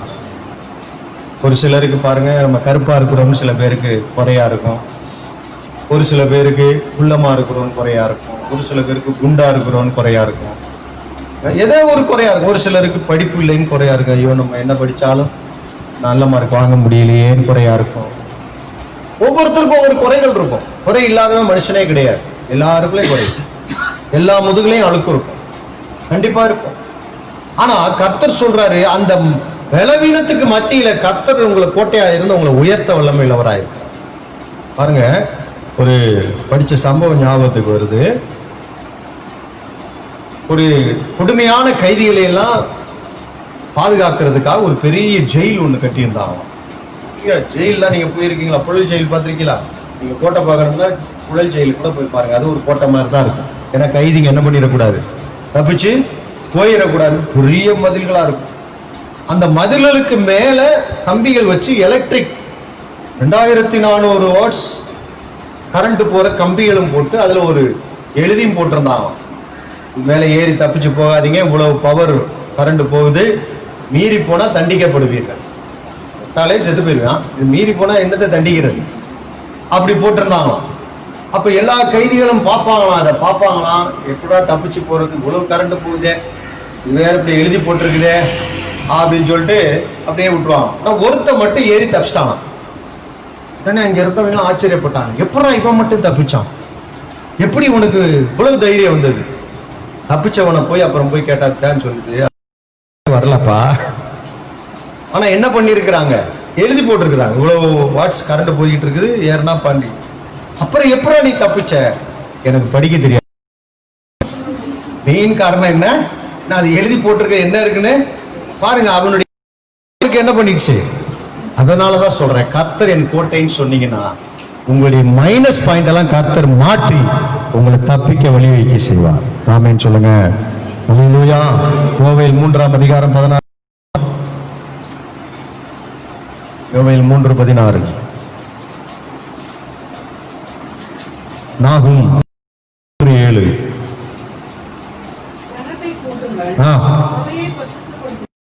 சபையை பரிசுத்தப்படுத்துங்கள், சேருங்கள்.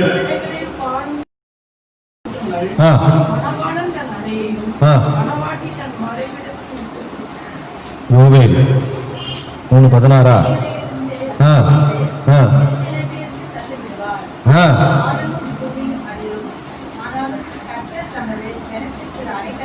கர்த்தர் தமது ஜனத்துக்கு அடைக்கலமும் இஸ்ரவேல் புத்திரருக்கு அரணான கோட்டையுமாய் இருக்கிறார். நாகும் 1:7 படிங்க. ஆகும். அதே சிறிய தீர்க்கதரிசியில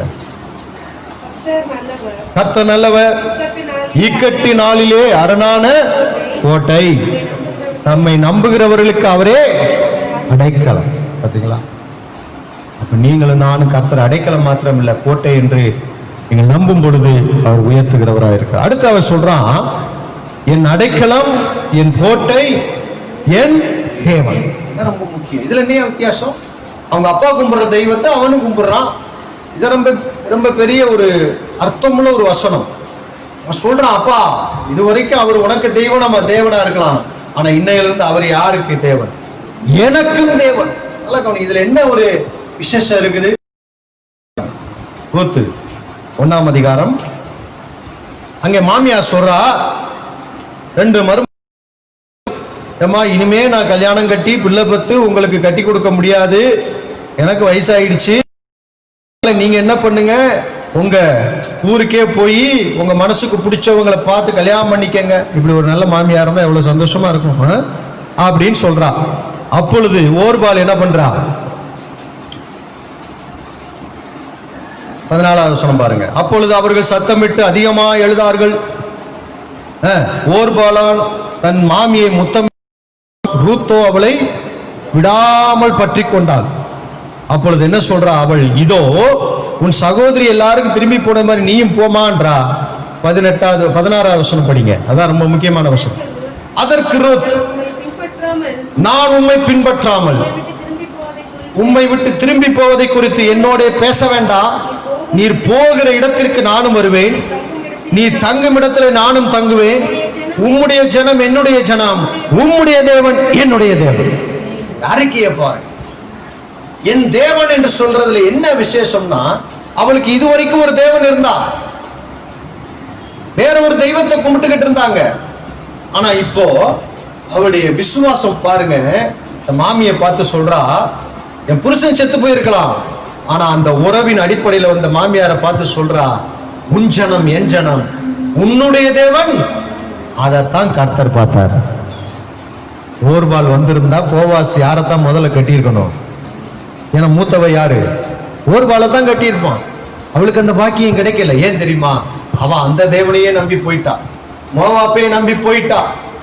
சோதரம். ஆனா இவளோ பெத்லெகேமுக்கு வர்றான். பெத்லெகேம் என்று சொன்னால் அப்பத்தின் வீடு. இயேசு சொன்னார், நானே வானத்திலிருந்து இறங்கின ஜீவ அப்பம்.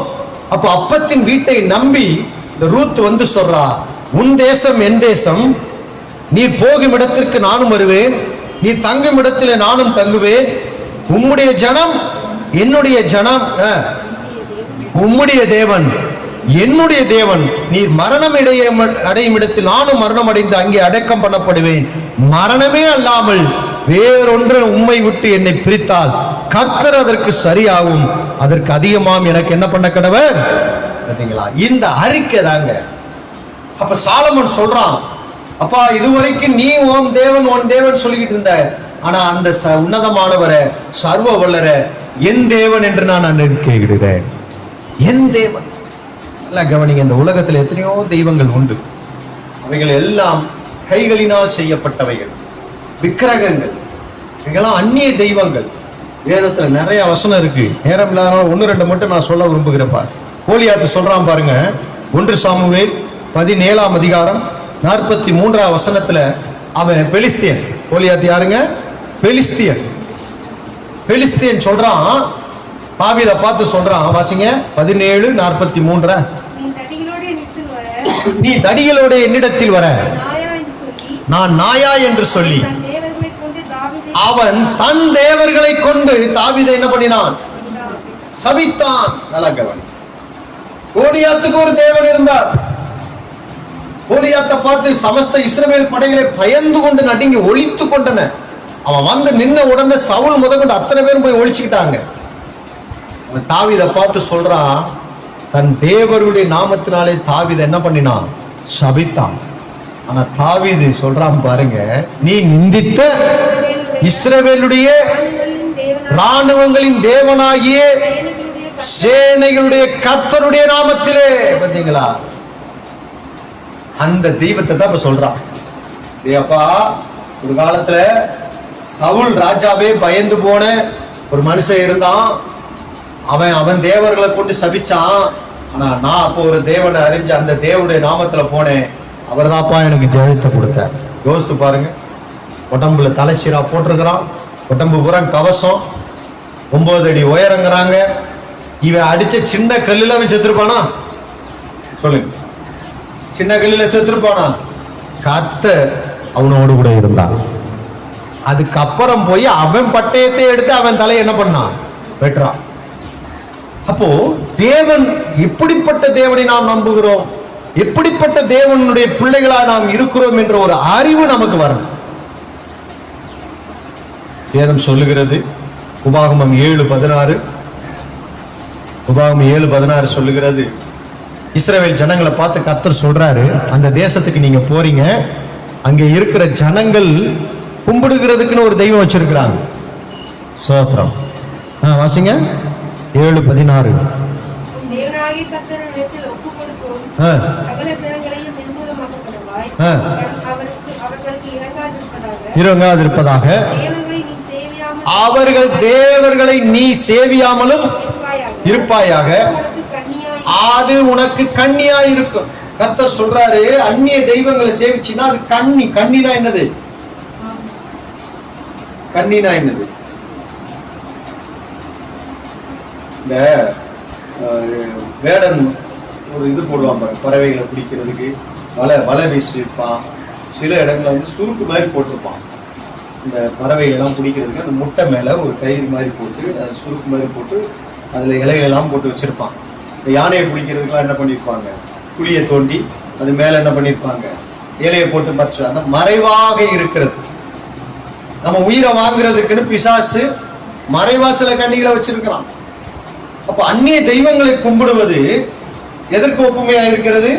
வேடனுடைய கண்ணிக்கு. அதனாலதான் பாருங்க, இவன் என் தேவன் என்று சொன்ன உடனே அடுத்த வசனத்துல தாவீது இவனுக்கு என்ன தெரியுமா சொல்றான்? அவர் உன்னை வேடனுடைய கண்ணிக்கும் பாழாக்கும். ஏன் பாருங்க, எடுத்தவன வேடனுடைய கண்ணி என்று சொல்றான். அவன் சொன்ன ஒரு அர்த்தம் என்ன தெரியுமா? நீ இந்த தேவனை விட்டுட்டு வேற தேவர்களை கும்பிட்டினா உடனே அது எதுக்கு சமமா இருக்குது? வேடனுடைய கண்ணி. உயிர் போயிடும், உன்னை விட்டு தேவன் விலகிடுவார், உனக்கு எல்லாம் நஷ்டமாயிடும். நம்முடைய வாழ்க்கையில பின்னாடி நடந்துச்சு தெரியுமா? 1 ராஜாக்கள் 11ஆம் அதிகாரத்துக்கு வாங்க. 1 ராஜாக்கள் 11ஆம் அதிகாரம் 9வது வசனமா?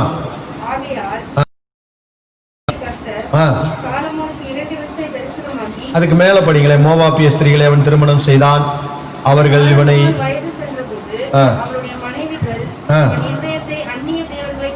அவனுடைய இருதயத்தை பின்பற்றும்படி வைக்க பண்ணினார்கள். அந்நிய தெய்வத்தை. இங்க என்ன சொல்றான்? உபாகமம் 7:16 படிச்சோம், அவருடைய தேவர்களை சேவிக்காது, அது உனக்கு என்னவா இருக்கும்? கண்ணியா இருக்கும். இப்ப வயது சென்ற உடனே சாலமோனுக்கு அவனுடைய மனைவிகள் மூலமா அவங்களுக்கு கோயிலெல்லாம் கட்டி கொடுத்தான்.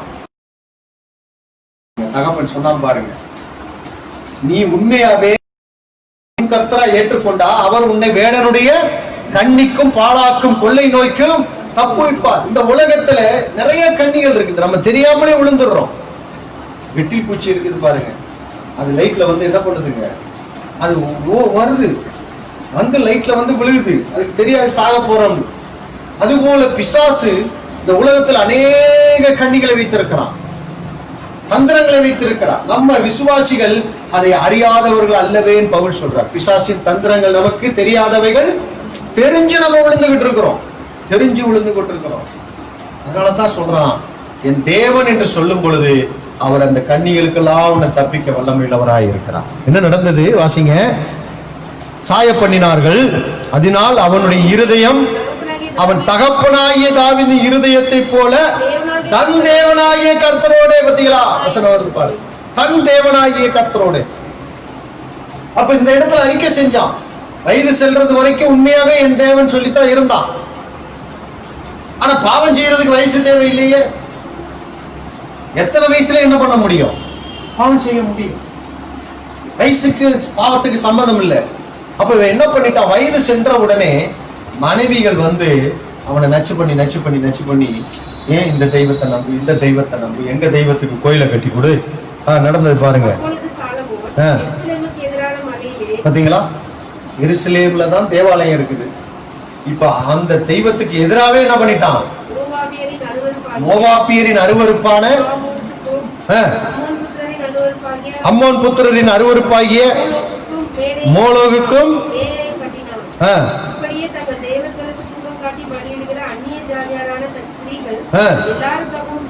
செய்தான். பாத்தீங்களா, அவன் எவ்வளவோ மனைவிங்கிறான். அவனே சொல்றான், 1000 ஸ்திரீகளை பார்த்தேன், அதுல ஒருத்தி கூட உத்தமி இல்லைங்கிறான். கணக்குப்படி 1000 மனைவின் வேதம் சொல்லுது. எத்தனை வைப்பாட்டியோ தெரியாது, மறுமனையாட்டிகளோ தெரியாது. அந்நிய தெய்வங்கள் அத்தனை பேருக்காகவும் அவன் என்ன பண்ணினானா? பொல்லாப்பானதை செய்தான். அப்ப பாருங்க, அப்ப கூட பாருங்க, நல்லா கவனிங்க, தேவன் பாருங்க எவ்வளவு இரக்கமுள்ள தேவன் பாருங்க. இவ்வளவு அநியாயம் பண்றான்.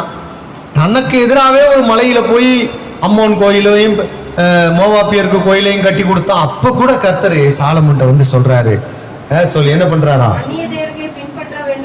அந்நிய தேவர்களை பின்பற்ற வேண்டாம் என்று கட்டளையிட்டு இருந்தோம்.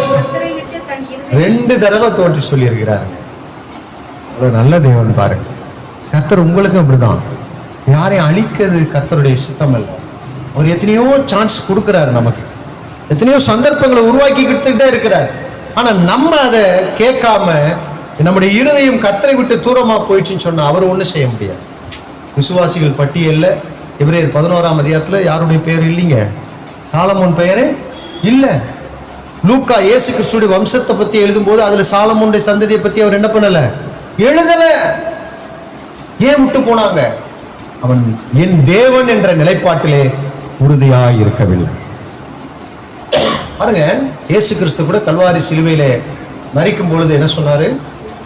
என் தேவனே, என் தேவனே, ஏன் என்னை, நிறைய பேர் அப்படிதான் நினைச்சுக்கிட்டு இருக்கிறோம், இயேசுவே தேவன் என்னை கைவிட்டுட்டாருன்னு சொல்லிட்டாருப்பா அப்படின்னு. இல்லை, இயேசுக்கே தெரியும் எதுக்காகத்தான் வந்தாரு. அவரே சொல்றாருல, ஆண்டவரே இந்த பாத்திரம் கொடுமையா இருக்குது, ஆனாலும் இதுக்கு தான் வந்தேன், ரொம்ப கஷ்டமா இருக்குது, ஆனாலும் இது நீங்கட்டும்னா அது உம்முடைய சித்தம். அப்ப அவர் தெரிஞ்சுதான் வந்தாரு. வந்தவர் போய் என் தேவனே என் தேவனே கைவிட்டின்னு பாட முடியுமா? ஏன் அப்ப அதை சொன்னார்னா, 22ஆம் சங்கீதம் எல்லா இஸ்ரவேலர்களுக்கும் ஒரு கஷ்டம் வரும் பொழுது, ஒரு பாடு வரும் பொழுது, ஒரு துன்பம் வரும் பொழுது அதை மறக்கடிப்பதற்காக, அந்த எண்ணங்களை மாற்றுவதற்காக எல்லாருமே அந்த 22ஆம் சங்கீதத்தை பாடுவாங்களாம். இயேசு கிறிஸ்துவே அடிக்கடி சொல்றாரு பாருங்க, சங்கீத புஸ்தகங்கள் என்னை குறித்து என்ன பண்ணப்பட்டிருக்கு, எழுதப்பட்டிருக்கிறதை வாசியுங்கள், வாசிக்கவில்லையான்னு கேட்கிறார். அப்ப அந்த 22ஆம் சங்கீதத்தை ஒரு உபத்திரமா கல்வாரி சிலுவையில தொங்குறாரு, கஷ்டம், வேதனை. இப்ப நல்லா கவனிங்களேன், நான் அந்த காலத்துல இந்துவா இருந்த பொழுது கதிர்வேட்டில் எங்க சித்தப்பா வீட்டுல இருந்து இங்க பாடிக்கு வேலைக்கு வருவேன். இன்னைக்கு இருக்கிற அந்த பைபாஸ் ரோடு மாதிரி அன்னைக்கு கிடையாது, ஒத்தையடி பாதை தான். ஒரே ஒரு வண்டி வந்தா இன்னொரு வண்டி போக முடியாது. அப்ப கதிர்வேடுல இருந்து நான் வரணும்னு சொன்னா இடையில விநாயகபுரம் சண்முகம் அந்த இதெல்லாம் தாண்டி வரணும். அதுல வந்து சில சுடுகாடெல்லாம் இருக்கும். நைட் 2 மணிக்கு வேலை முடிச்சுட்டு அங்கிட்டு போவேன் பாருங்க. அப்ப அந்த சுடுகாடு போன உடனே எனக்குள்ள ஆட்டோமேட்டிக்கா என்னதான் வாலிபனா இருந்தாலும் ஒரு பயம் வந்துடும். உடனே என்ன பண்ணுவேன், அச்சம் என்பது மடமையடான்னு பாடிட்டு போவேன். என் குரலை கேட்டு வர்ற பிசாசு கூட ஓடி போடுங்கன்னு வச்சுங்க, அது வேற கதைங்க வைங்க. ஒரு எனக்குள்ள எண்ணத்தை உருவாக்கிக்கிறேன், ஒரு தைரியத்தை. அது போலதான் இயேசு கிறிஸ்து அந்த பாடுகளுக்கு நீங்க பாருங்க, 22ஆம் சங்கீதத்தை எடுங்க. அது முதல்ல என்ன போட்டிருக்கு? 22ஆம் சங்கீதம்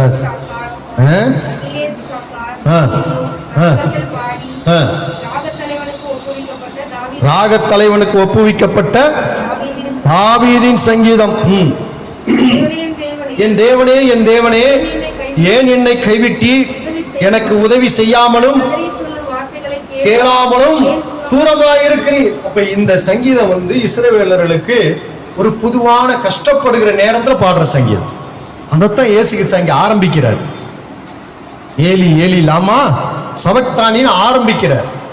அதுக்கப்புறம் அவர் அதை சொல்லி முடிச்சிருப்பாரு. இவங்க எல்லாருமே தூரத்துல இருந்ததுனால அவர் சத்தமா சொன்ன அந்த முதல் வார்த்தை மாத்திரம் உங்களுக்கு என்ன பண்ணுச்சு, கேட்டுச்சு. ஏலி ஏலி லாமா சபக்தானி அப்படின்னு சொன்னோன்னே சில பேர் என்ன சொன்னாங்க, இவர் எலியாவை கூப்பிடாருன்னாங்க. அப்படித்தானே வசனம் இருக்கு, இவர் எலியாவை கூப்பிடாரு போல இருக்குப்பா உதவிக்கு அப்படின்னு சொல்ற. அதுக்கு பின்னாடி கண்டிப்பா அவர் அந்த சங்கீதத்தை முழுவதுமே சொல்லி முடித்திருக்கலாம், அல்லது முக்கியமான சில வசனங்களை எல்லாம் சொல்லி முடித்திருக்கலாம். நீங்க அந்த சங்கீதத்தெல்லாம் படிச்சீங்கன்னா கல்வாரி சிலுவையில் என்னென்னலாம் நடந்துச்சோ அது அத்தனை நடந்துச்சு. அவருடைய வஸ்திரங்களை அவர்கள் என்ன பண்ணினார்கள்? சீட்டு போட்டார்கள். இருக்கா பாருங்க. அநேகம் காளைகள் என்னை சூழ்ந்திருக்கிறது.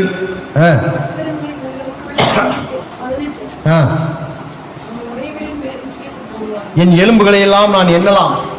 ரத்தமெல்லாம் வடிஞ்சு போய் கல்வாரி சிலுவையில் எலும்பு தோலுமா இருக்கிறாரு.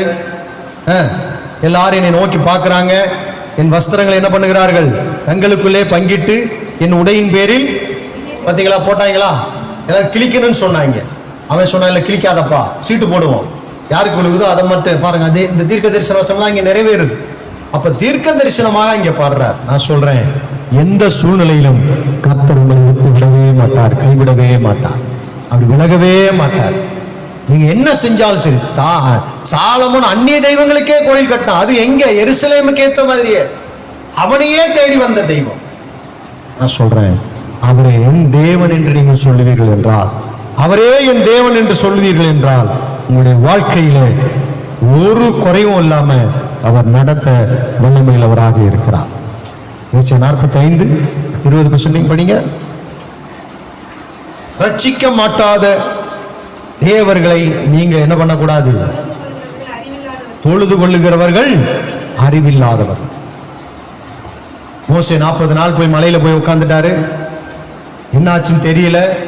இஸ்ரவேல் ஜனங்கள் உடனே எல்லாரும் ஆரோனை வந்து பார்த்து, மோசேக்கு என்ன நடந்ததோ எங்களுக்கு தெரியல, எங்களுக்கு வழி நடத்தி செல்ல ஒரு தெய்வத்தை என்ன பண்ணு, உண்டு பண்ணுன்னு சொன்னாங்க. யாத்திரா 32ஆம் அதிகாரம் 1வது வசனத்துல வீட்டுல போய் வாசித்து பாருங்க. உடனே அவன் என்ன சொல்றான்? உங்க காதுல கழுத்துல கிடக்கிற நகையெல்லாம் என்ன பண்ணி கொடு, கலட்டி போடுங்கன்னா. இந்த நகையெல்லாம் எங்க இருந்து வந்தது? எகிப்தியத்திலிருந்து வந்தது. சோ அதையெல்லாம் போட்டு ஒரு பொன் கன்றுக்குட்டியை உண்டாக்கி அதை சொல்றான், இதுதான் உங்களுக்கு முன் நடத்துகிற தெய்வங்கள் அப்படின்னு சொன்னான். கர்த்தர் சொல்றாரு, மோசே சீக்கிரம் இறங்கி போ. அங்க இப்பதான் கட்டளை கொடுத்துக்கிட்டு இருக்கிறாரு. இன்னும் இஸ்ரவேல் ஜனங்களுக்கு கட்டளையே வரல.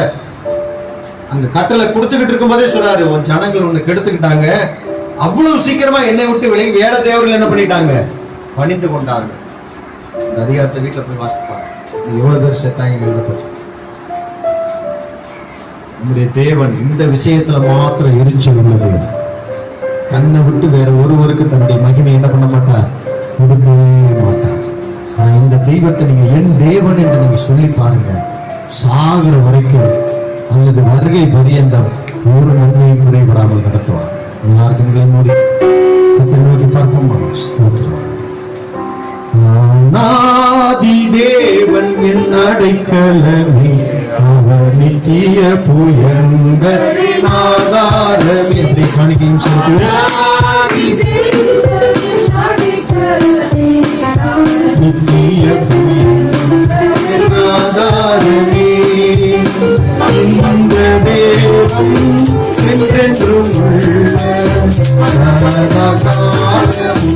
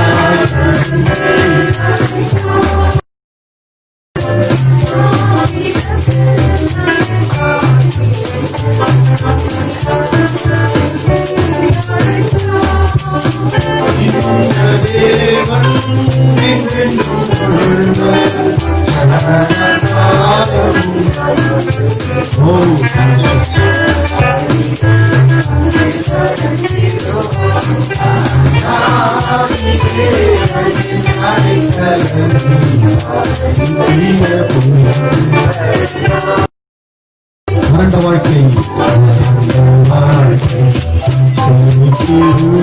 தூய தேவர்களா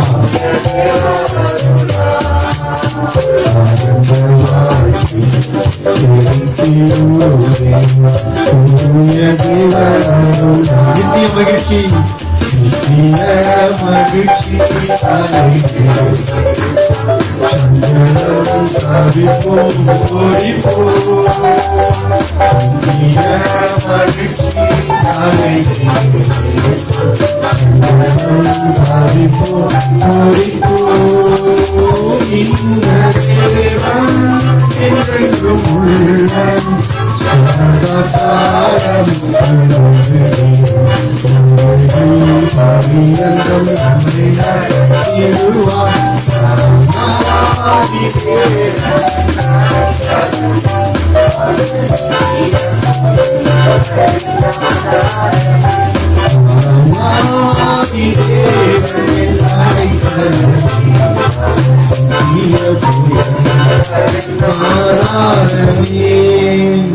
தேவனையே உனக்கு அடைக்கலாம்.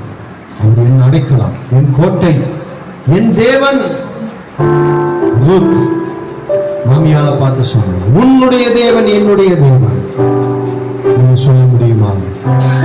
உன்னதமானவர், சர்வ வல்லவரை என் தேவன் என்று நீங்கள் சொல்லுவீர்கள் என்றார். உன்னுடைய பிசாசின் கண்ணிகளுக்கு அவர்களை தப்புவிக்க வல்லவராயிருக்கிறார். அவர் வேடனுடைய கண்ணிக்கும் பாலாக்கும் கொள்ளை நோய்க்கும் முதல்ல கண்ணி வைப்பான். அதுல இருந்து தப்பிச்சிட்டோம்னா தெரிஞ்ச நமக்கு வெளிப்படையா தெரிகிற வியாதி மூலமா நம்மளை அழிக்க பார்ப்பான். ஆனா வசனம் சொல்லுகிற அவர் உன்னை வேடனுடைய கண்ணிக்கும் பாலாக்கும் கொள்ளை நோய்க்கும் தப்பு வைப்பார். நிச்சயமா இந்த கொரோனா காலத்துல அவரே நம்மை தப்புவித்துக் கொண்டிருக்கிறார். அவரே நம்மை இனிமேலும் தப்பு வைப்பார். காரணம் அவரே என் தேவன், அவரே என் அடைக்கலம், அவரே என் கோட்டை. நன்றி ஆண்டவரே, இந்த ஜீவனுள்ள வார்த்தைகளுக்காக நன்றி. இதை கேட்ட ஒவ்வொருவர் மேலும் நீர் இப்படிப்பட்ட ஆசீர்வாதங்களை ஒளிந்தர்களுக்காய் ஸ்தோத்திரம் ஆண்டவரே. அப்பா, அடைக்கலமாய் ஓடி வந்த உனக்கு, செட்டைகளின் நிழலிலே அடைக்கலமாய் ஓடி வந்த உனக்கு அவராலே கர்த்தராலே நிறைவான பலன் உண்டாவதாக. ஜனங்களுக்கு நிறைவான பலனை கொடுப்பதா. இந்த 4-5 மாதங்கள் வருமானம் இல்லாமல் தவித்திருக்கிறார்கள். எத்தனையோ செலவுகள், பிள்ளைகளுடைய படிப்பு செலவுகள் உண்டு, ஸ்கூல் ஃபீஸுகள் உண்டு, காலேஜ் ஃபீஸுகள் உண்டு, தொடர்ந்து மேற்படிப்பு படிக்க வேண்டும். எத்தனையோ காரியங்கள் அவர்களுக்கு முன்பதாக வெள்ளம் போல நிற்கிறது. நீ வெயிலுக்கு ஒதுங்கு நிழல் மாத்திரமில்லை, பெரு வெள்ளத்துக்கு தப்பும் அடைக்கலமாக இருக்கிறீர்கள். அடைக்கலப்பட்ட நம்மை ஸ்தோத்திரம். தொடர்ந்து நம்முடைய நன்மையால நிரப்புகிறார். ஆசீர்வாதம் இயேசுவின் நாமத்தில் பிதாவே. கர்த்தராகிய இயேசு கிறிஸ்துவின் கிருபையும் பிதாவாகிய தேவனுடைய அன்பும் பரிசுத்த ஆவியானவருடைய அந்யோன்யமும் சமாதானம் பாதுகாவலும் நம் அனைவரோடும் உலகம் எங்கள் இருக்கிற எல்லா பரிசுத்தவர்களோடும் கூட இன்றும் என்றும் சதா காலங்களிலும் கர்த்தருடைய வருகை மட்டும் தங்கியிருப்பதாக.